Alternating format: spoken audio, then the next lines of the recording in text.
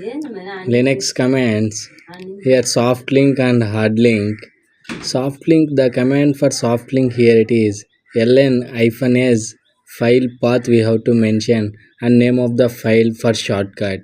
Here soft link, why we need to use soft link for the file means, suppose if you want to access quickly, simply we call it as short link. If you want to access quickly, we can use soft link to access quickly. Here one more command like hard link ln file path and a new name. Here hard link, it is used to backup for files. If you want to backup to your content of the files, we can use hard link.